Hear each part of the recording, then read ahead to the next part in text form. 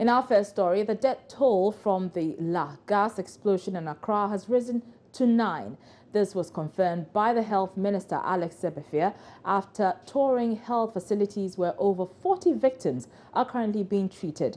Alex Sebefia says the cost of treating victims of the explosion will be taken up by government, hence the need for hospitals to submit their claims early for payment.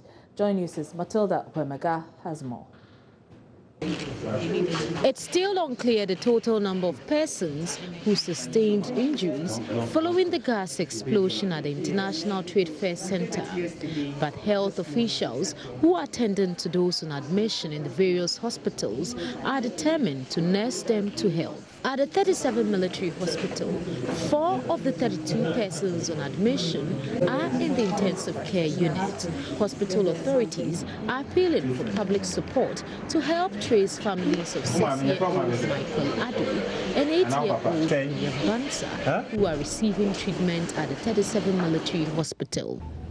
So on admission at the current moment, we have 23 at various levels and degrees of burn. The President has indicated clearly that all the costs of all the burn victims from this incident will be covered by the state.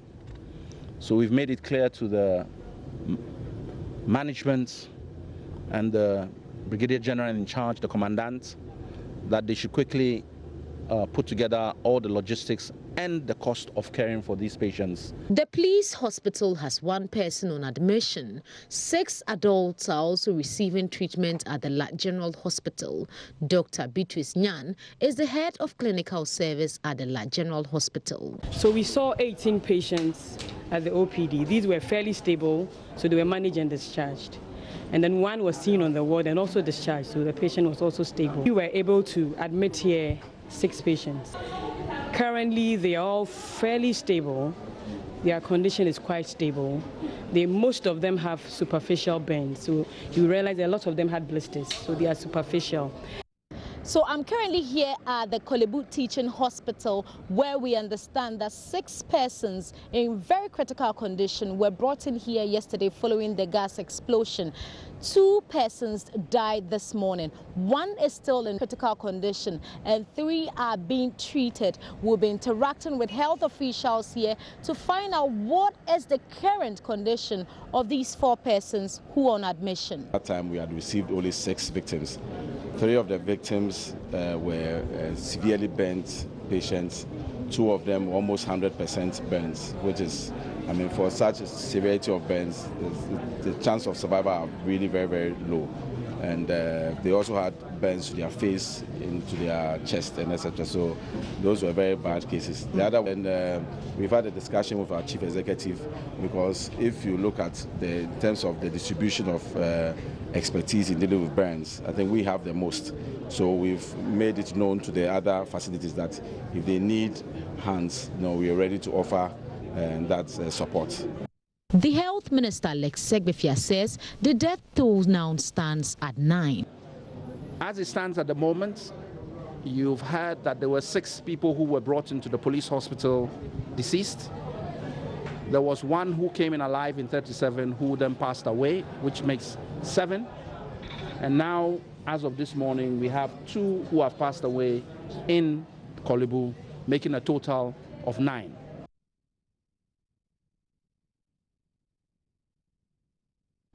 Well, following that gas explosion incident, residents around the area are appealing to city authorities to, as a matter of urgency, pull down another gas station close to the scene of the Thursday night explosion. Residents who have been left traumatized following the explosion say it's about time authorities take another look at processes leading to granting of permits for the siting of gas stations in residential areas. It's a devastating scene at La Gas filling station a day after the explosion. The incident is said to have happened when the machine emptying the gas into the containers on site caught fire and lighted electric cables close to the gas station. In large groups, residents gather counting their losses. Some friends of victims recount memories. Yesterday, one of their manager he's my best friend. He came to me in my work side. So he's the one who buy food or we eat. So after that, I've told him that I'm going to house. He said, oh, why? Am I close? I said, oh, yeah, I'm going to do something in the house. Okay, he said, okay, fine. So I just left. Within 5 minutes, they call him to say they have closed, so you have to come and collect the money. So you raised there 5 minutes, no, 13. I hate being that time. I'm in the house. I say, what happened? So a certain guy told me that there's a gas filling station blast. I said, okay, fine. So I called him. His line is off. So I come back. I say, what is going on? Before I reach here, oh no, my friends died. So it's very, very distinct. So that is one AMA area. When we saw something blast, and we saw the gas and explosion, all the air, it goes straight to the air, and all that place become white. So we started running to the other side because we are seeing the direction of the air, where the air is taking the gas. So people are shouting the gas explosion. So everybody is running from AMA to the other side. Okay. But for now, the residents do not want to have anything to do with the 2 gas stations. That has left them grieving. They want the facility relocated. So, no, for area, if you want to stay this area, no. Yeah, it's very, very dangerous for people who are living around the area. And also I could see that the service, the maintenance, could be one of the causes, of bringing this kind of the fire outbreak. So I believe that they should remove this filling station from here so that people who are living around will not live in fear. The road linking the gas station has been cordoned off. Public Relations Officer for the Accra Region Police Command, ASP Efiatenge, spoke to Joy News. We would appeal to well-wishers, would appeal to families and friends that if you know someone who is here, who may be trapped in here, that is not advisable to come here for now because we are informed by experts that it's not very safe until they are able to tell us that the place is safe. So if you have to, or you want to confirm of the involvement or the accident on your family member or friend, we would appeal that you visit any of this hospital. We are to ensure security, we are to ensure that people do not take advantage and also get in there. In accident scenes like this, we would have people trying to also little periphery to go in there to steal something, or even passerbys and all that. You can see that this place has been cordoned for now, and that we are preventing people from going, because that is the information we also have from the experts on ground, that for now we can't allow the place for commuters. So we would also have to adhere to that until they confirm to us that it's not safe for us to go. Matilda Pamaga for Joy News, Accra. And as you heard there, some of the residents of La were complaining about the sighting of some of these gas stations and have appealed to the authorities to pull them down. Well, the Ghana Fire Service has revealed it has closed down 5 gas stations this year alone for not complying with standards. It comes as some residents of La threatened to take legal action over the sighting of gas stations close to their residences following the gas explosion incident Thursday. The death toll has reached 9 and several others injured. But speaking to Joy News earlier on Current Affairs program on Multi TV, The Pulse, Public Relations Officer of the Fire Service, Prince Billy Anaglati, said the service conducts regular safety checks at the various fuel and gas stations, and that their checks show that many stations are adhering to the standards. However, others which fail to meet the standards have been shut down.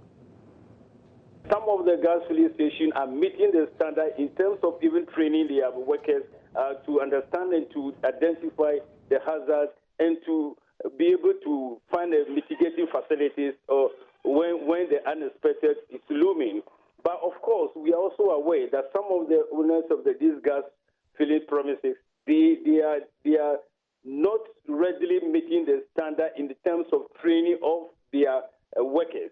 Some of them, they give their people to be trained. As you train them, the next time they engage other people to work with them, they don't normally make them available for the training. That have been the factors, some of the factors that have been responsible for some of these fires that we have been experiencing on this gas filling station. If you fail to avail the people for training, they will not have what it takes to identify the hazard, even in the first place, let alone trying to provide a mitigating facilities. So those are some of the things that we are looking out for, and we want to ensure that every gas filling station owner meets the level of the standard, including the training of the workers within the province. Okay. Now, I do recall that following the June 3 flood and fire disaster, the Ghana National Fire Service, in collaboration with the Environment Ministry, went about checking the safety standards at all filling stations and even closing some down. Is that operation still on force, or it's on hold as we speak? It is still on force. We will still go out periodically to inspect these filling stations, not only gas filling stations, all those commercial premises, and then where we know that the hazards are very high, we periodically get in there to assess their facilities and to ensure that they are meeting the standards that have been set for them.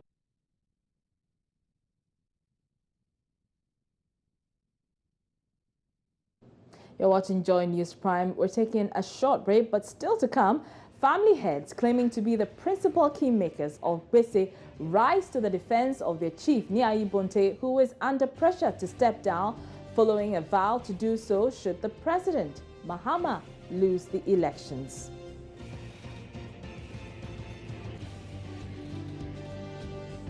Details when we return.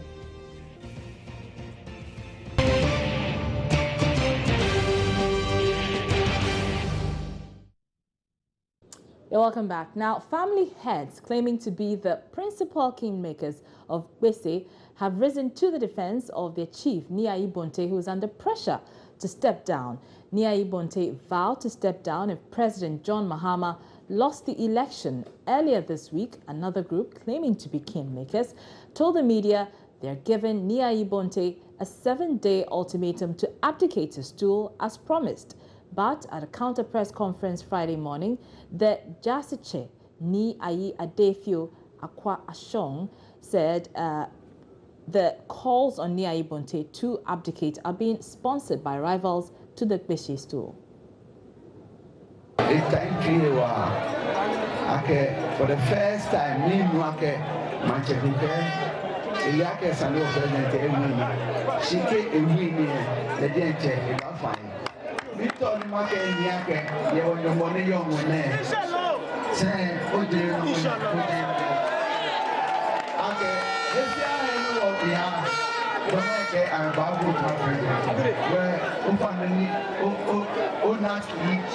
just relax.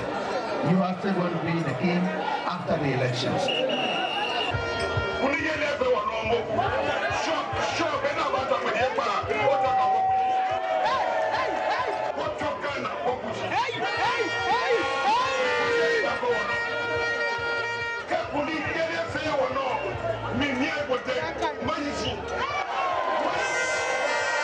This declaration by the Bese Manche Niayi Bonte II sparked the controversy, with pressure mounting on him to leave office. The clock began ticking for Niayi Bonte to leave after President Mahama conceded defeat to his main contender in the December 7th polls. We need to be calm so that the EC can do its work.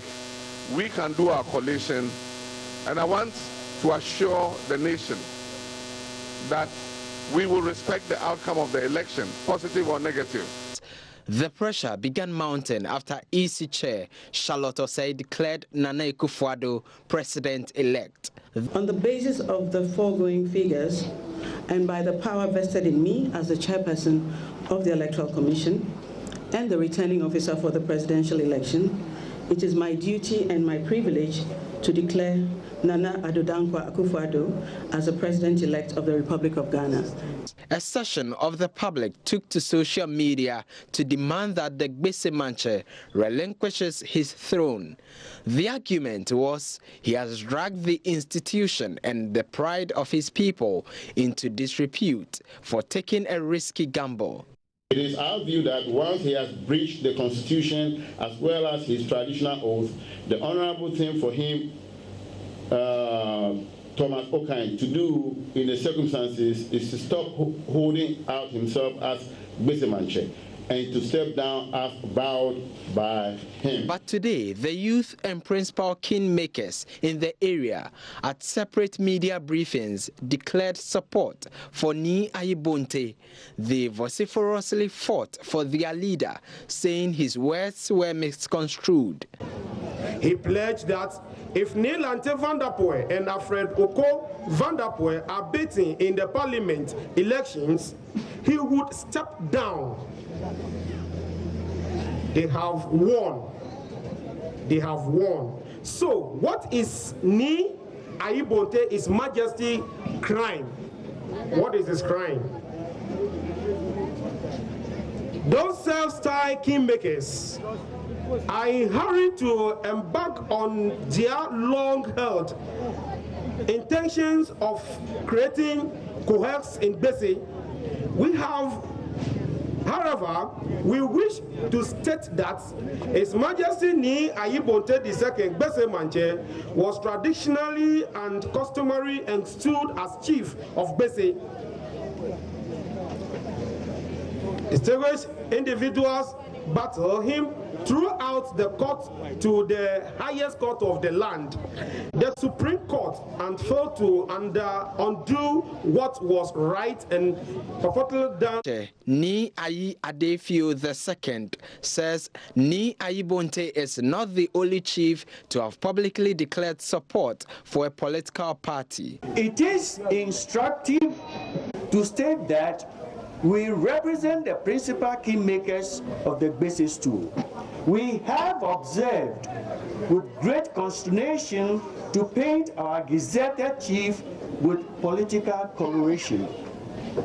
It is important to state that the Gbese chieftaincy started in 1980, a long way off, and victory was won by the elders during the tenure of the NPP administration in 2003 under His Excellency President John Adjekumfu. And no political party has contributed to the successful ascension of Nii Ayibonte II to the stool. It is no crime to belong to a party or offer support to a political party. Two camps have now spoken. It's now unclear if Nii Ayibonte will step down as being demanded by his critics. For Joy News, Kwete Nate, Gbese. Meanwhile, some indigents of Gbese say it is better for Nii Ayibonte to stay on the throne. They are worried if he carries out through his promise to abdicate, there will be confusion in the area. It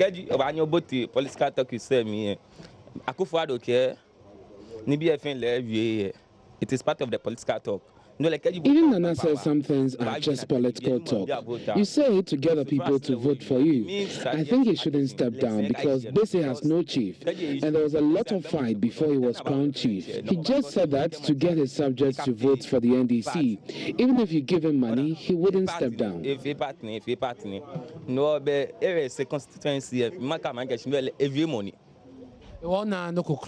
Wrong with no, just a talk. No, I think there's nothing wrong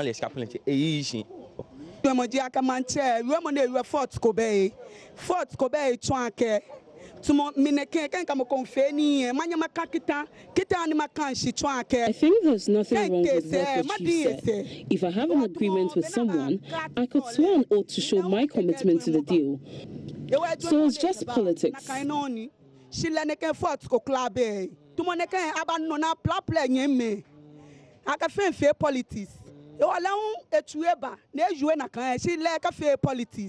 honestly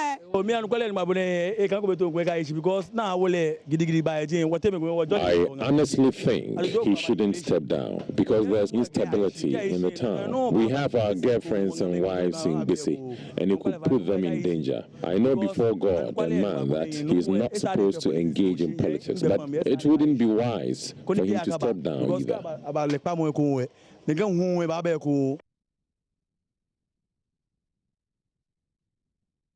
Now, President-elect Nana Addo Akufo-Addo has assured the people of the Upper East region that unfinished projects that will be left behind by the current government will not be abandoned under his regime.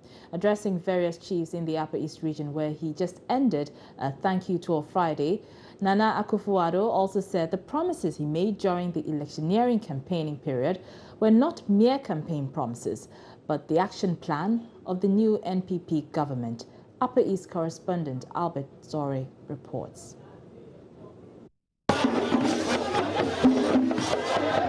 President-elect Nana Akufo-Addo arrived in the Upper East region late Thursday evening and paid a courtesy call on the paramount chief of the Boko traditional area, Naba Asigiri Azoka II, as well as the Mamprusi elders of the Boko suburb of Nantenga to thank them for their blessing and support during this year's electioneering campaign.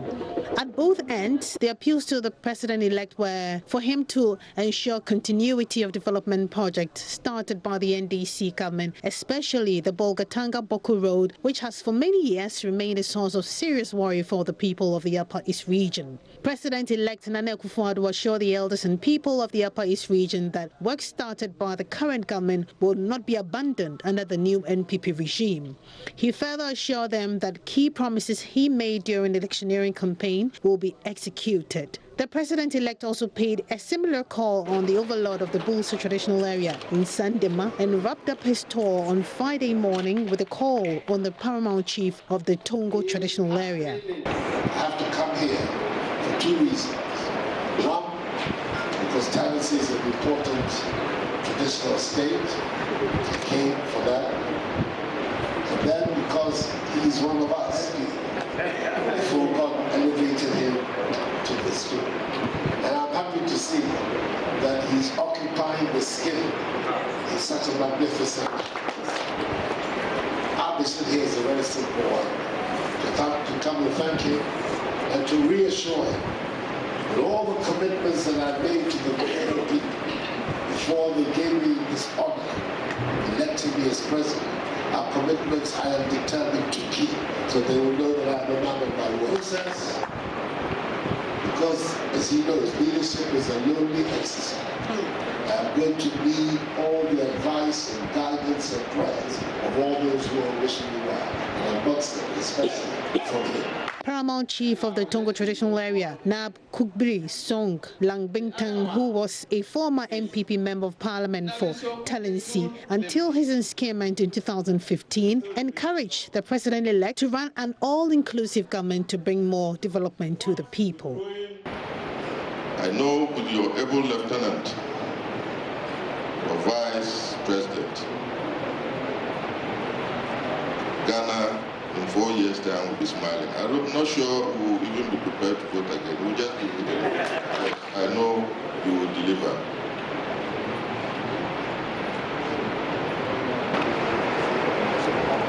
I know that your promise for dams will not evade us. We will have, I'm sure, quite a number of dams in the Talensi area. I already know that you have planned for the Palgu tomato factory, which is within my traditional area. I'm sure by the end of the 4 years, the Palgu tomato factory will be up and running. More people. Meanwhile, President-elect Nana Akufo-Addo has pledged his commitment to help reconcile the two gates in the Dagbon chieftaincy conflict. He said he intends to leave a legacy of a restored Dagbon to its glorious days. Speaking at the Kampakia Na Palace in Yendi, Nana Akufo-Addo said peace, stability and reconciliation of Dagbon is his agenda.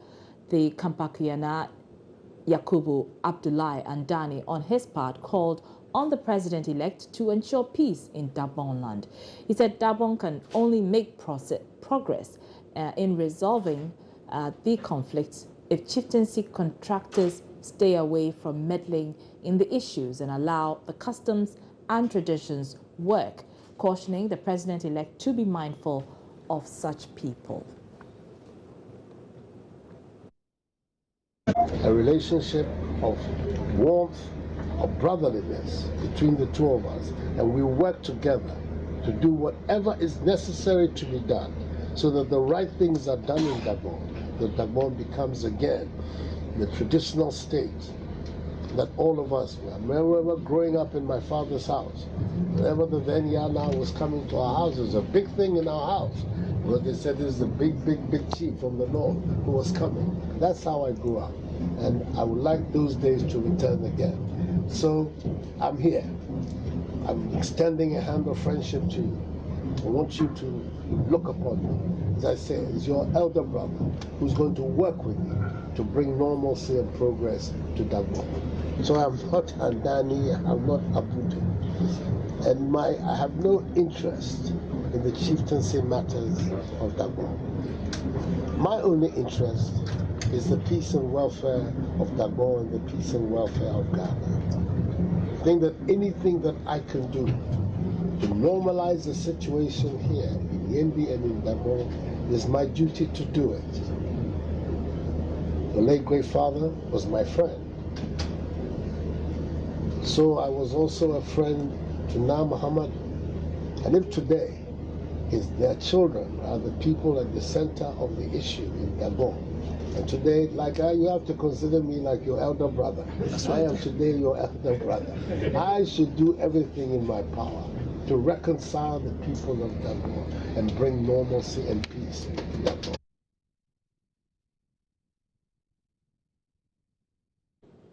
Up next is business. Don't go away.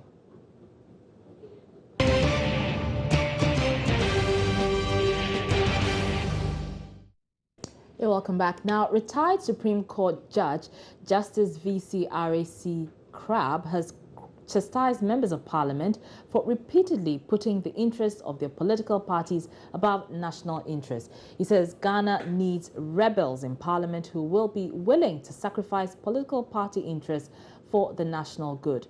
Justice Crabb has been speaking at the inauguration of the Parliamentary Leadership Training Institute in Accra.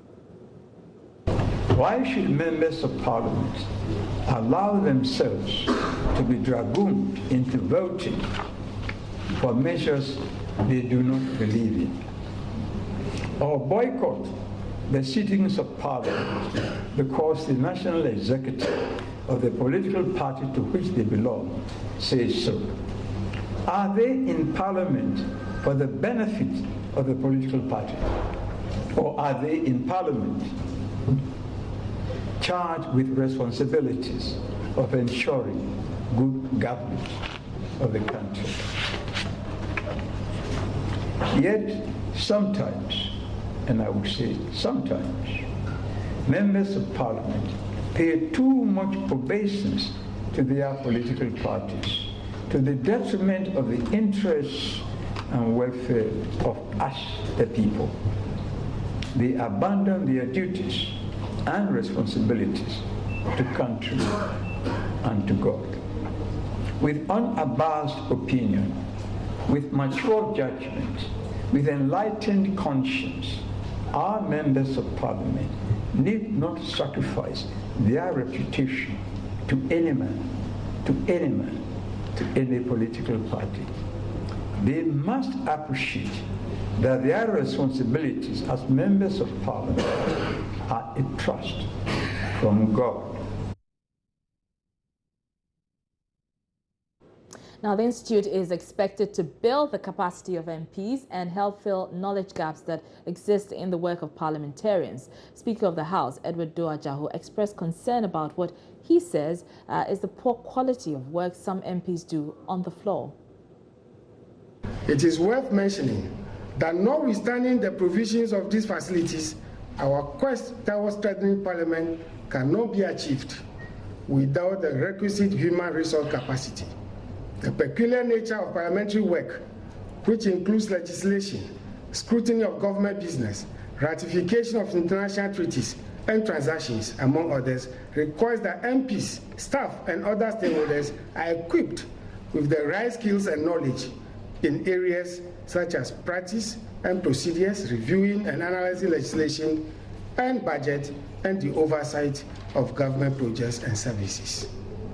Even though some members of Parliament may be professional in diverse fields, which may be helpful in the work of the House, the varied nature and complexities of the work of Parliament require all members of Parliament are equipped with both basic and specialized parliamentary skills and competencies to enable them discharge their legislative functions effectively and efficiently.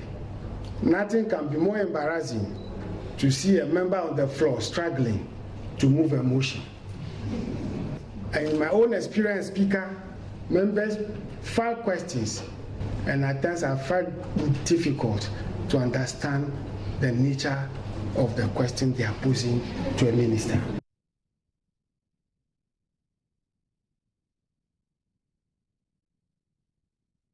All right, now let's go over to Parliament and speak with our colleague, Joseph Opoku-Gakpo, who is standing by. As you know, Parliament is expected to rise today. They have been going through a lot of reports, including that of the emoluments for the Article 71 holders. Joseph is on the line now. Joseph, it's been a very busy day for you, Joseph. Tell us exactly what's been happening on the floor.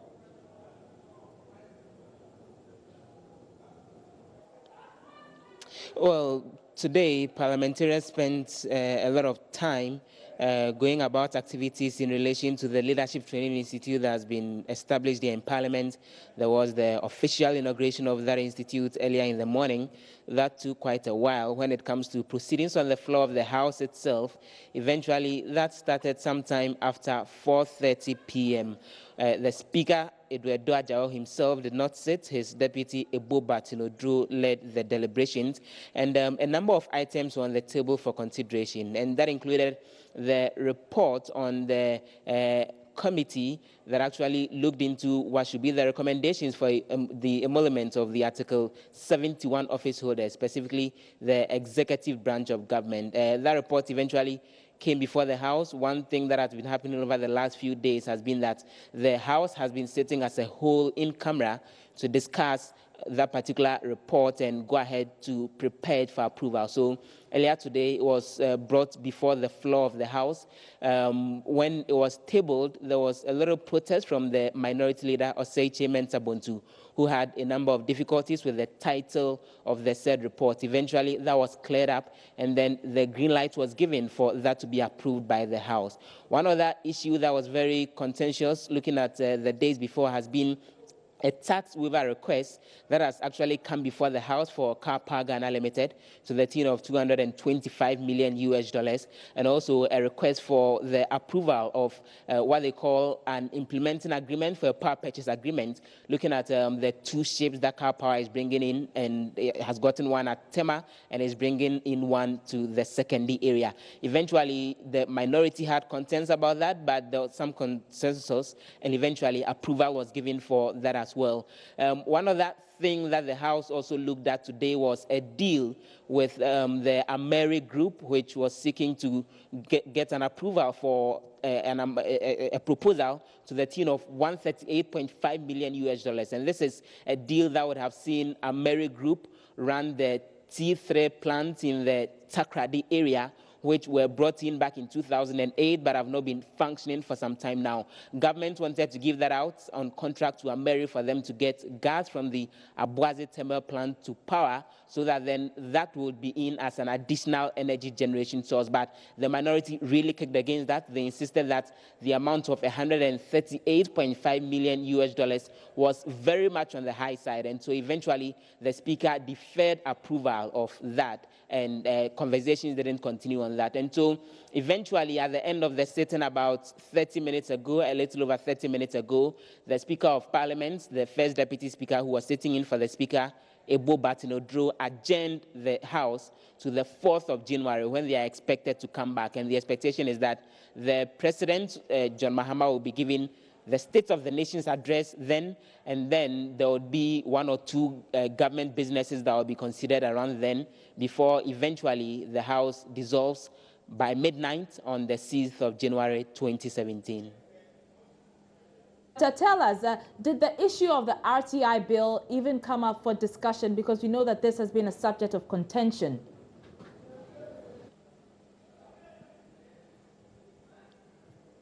Well, the interesting thing is that the last time that a discussion was held on the RTI on the floor of the House was actually 2 days ago. And when that conversation was ongoing, the minority leader said he had problems with how the Speaker was trying to push the bill down the throats of both sides, and that they hadn't given any firm commitment that they would want to really get this bill passed. Eventually, tempers flared, the House adjourned, the leadership went into a meeting to discuss that. The expectation was that yesterday it would have been brought back to the floor of the House for further consideration. But interesting enough, yesterday when the session was called, it didn't come up. Again, this morning, when you look at what is called the order paper, which is an outline of the specific bills and motions that the House will be looking at, the order paper that was issued in Parliament for today had the consideration of the right to information bill on it, and the expectation was that that would have been looked at before the House rises. But the House went ahead to look at all the other things, including the report on the emolument and some of the tax waiver requests that had come. But when it comes to the specific issue of the right to information bill, although it was on the order paper to have been brought in for further consideration today, that eventually did not happen. After the session was done, I had a conversation with the Honorable Ben Abdallah, who is the Deputy Ranking Member on the Constitutional and Legal Affairs Committee of Parliament, and he's been expressing the opinion that how things are looking now, we can now close our minds on the whole thinking that this bill may be approved after all before the House actually rises or gets dissolved, because it will not be possible for them to get that through by the 4th of January when the House comes back to listen to the President John Mahama deliver the State of the Nation's address.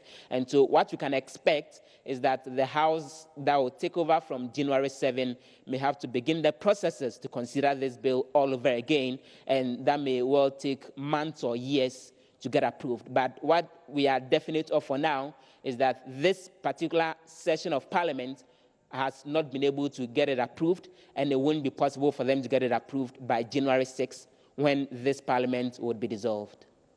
All right, thank you very much. And that was our reporter, Joseph Opokugapo, bringing us live updates from Parliament House there. And as you heard him say, Parliament has adjourned. They will reconvene on January 4th, where the President will be expected to address the House and deliver his final State of the Nation address. You're watching Joy News Prime. We're taking another break, and we'll be back with international news.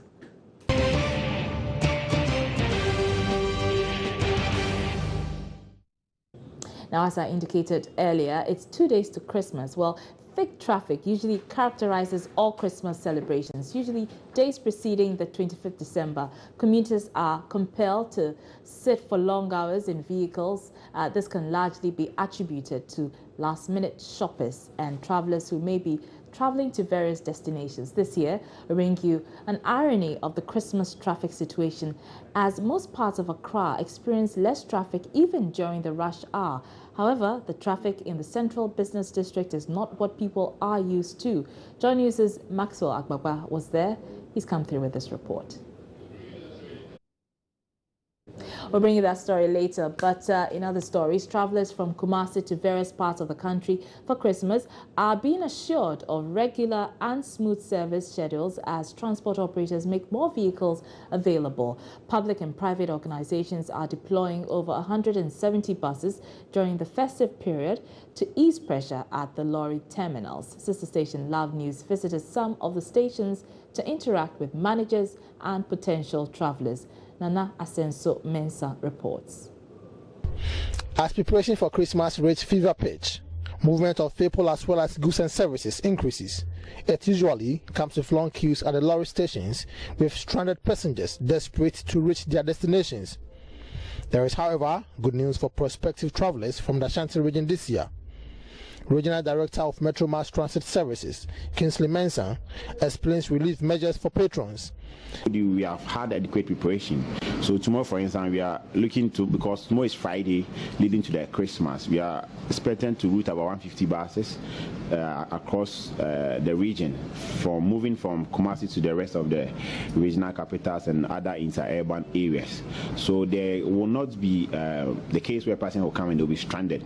So we are entreating our customers that anytime, whenever they want to travel, they should do and come to Metro Mass Transit Limited Kumasi, where we are prepared for them so that they will get to their destination safely and comfortably. At the VIP terminal, Union Secretary Akwasi Abayi told Love News passengers will not spend the night at the station this season as happened in the past. Definitely, every passenger who comes here is bound to go to wherever he wants to go.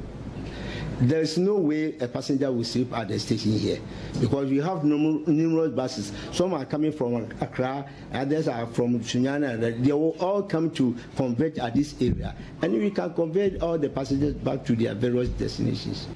Some travelers who spoke with Love News were, however, skeptical about the assurances. They said they had been queuing for hours without vehicles to pick them to their destinations. I say I've been in a queue for about getting to 1 or 2 hours. I'm going to Accra. Yeah, to me it's part of the Christmas. I'm schooling in Kumasi, but we vacated, so I need to go back. It's like we're in a queue and the sun is very hot. I'm going to Accra, please. I'm going to meet my family, my mom, dad. Yeah. That's why I always pick my bus. That's why I'm still in the queue. Usually it's not like this. You just come, you board your car and you go. But I think it's because of the Christmas. That's why. So I'm patient. Reporting. Well, it's the last working day before Christmas. It's the time when many people travel for the season's celebrations. But how safe are our roads, especially during busy times like this? Joy News' Justice Bedu was at the VIP bus station to find out how transport owners are preparing for the Yuletide.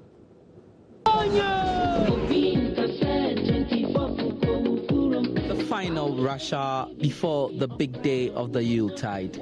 People traveling to nearly every part of the country from the capital. The VIP station, one of the country's largest transport companies, full to its capacity. It's the busiest time of the year again, but also one of the most dangerous times on Ghana's roads. Already, the National Road Safety Commission says nearly 2,000 people have died in road-related accidents this year alone.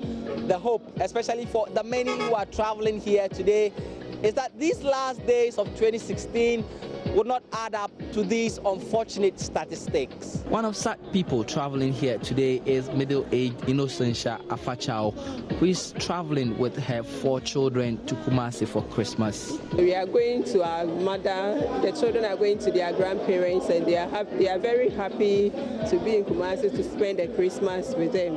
It's important, and I'm very much concerned, but with the education going on, especially with regard to our drivers to take time in driving during this occasion, I believe and trust that everybody traveling during this season is going to reach his or her destination safely, with being our guide and protector as well. But we foresaw the need.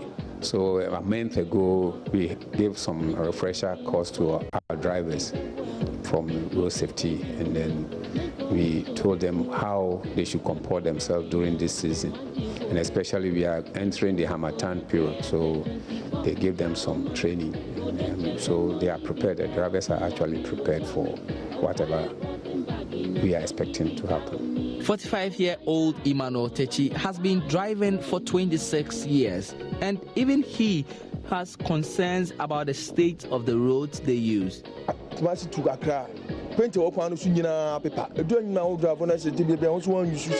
no markings on the road, so it's dangerous driving, especially at night. If you meet big trailers and you're not careful, you'd run into them.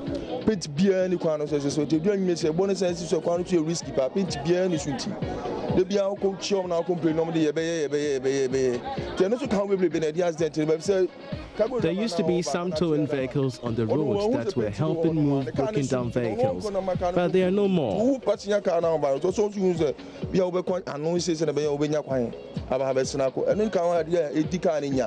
And I first yellow be on my China cars be on my no is so because it's be fakari to car floor. By this time, Sakas knew. Just last night, I came across an accident where 3 people had died.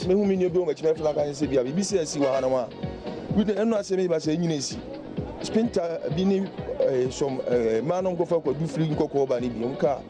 Do my many more one if a tree, Davan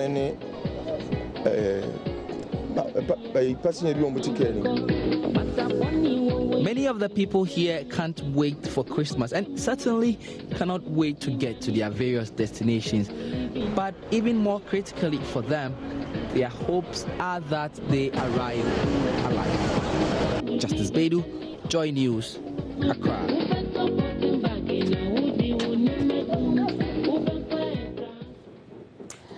Well, in other news, the Upper West Office of the Food and Drugs Authority, FDA, has seized unregistered and expired products valued at 22,000 Ghana cedis.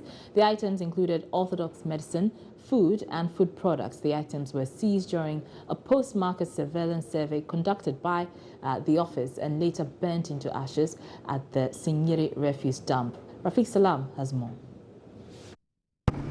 The items were seized during the post-market surveillance survey embarked on by the Upper West Food and Drugs Authority for the last quarter of the year. Under this program, officers of the authority visit communities, stores and markets to find out whether products found in these places conform to the standards of the World Health Organization, Ghana Standards Authority, and the Ghana Food and Drugs Authority. Products found to be unwholesome, expired and unregistered are seized and kept for a little bit of time and later disposed of. Items seized are valued at 22,000 Ghana cedis and they included orthodox or herbal medicine, food and food products. The items were then transported to the Sinyere refuse dump where they were burnt into ashes under the watchful eyes of personnel from the Ghana Police Service and the Economic and Organized Crimes Office. Gordon Akurgu is the Upper West Regional Officer of the Ghana Food and Drugs Authority, and he spoke to the media shortly after the items turned into flames. We are getting a decrease in terms of expired products being displayed at the various shops, in the sense that the previous years was very high than this. So it tells us that consumers are getting to know their rights. The shop sellers are also getting to know their rights. And we are only praying that we also conduct inspections at the wholesale facilities, and we think that they are also getting to know their rights. They are not pushing the product getting to expire to the retailers. We are only trying to see whether is it coming from outside the region that they come to push it to our people. Mr. Akurgo has this message for the public on this festive occasion. We want consumers to look for, one, they should check the expiring date, they should check whether the product is registered, they should check products that are dented, they should not buy, especially the liquid ones, products that are bloated, they shouldn't buy, and then they should even look for the ingredients. And this is the time that people buy one, get one free. They should be careful with those products because some are almost about expired and some are also expired, and they are selling it to them, buy one, get one free. Aside that, we are also saying that there are certain products that people are now abusing, especially drugs. Tramadol is being abused not only in one but in the whole country, and we are also it is not over-the-counter drug; it's a prescribed drug, and we think that people should not abuse it. They are using it. And we do apologize for the poor quality of the sound there. But up next is entertainment. You don't want to go away. Stay with us.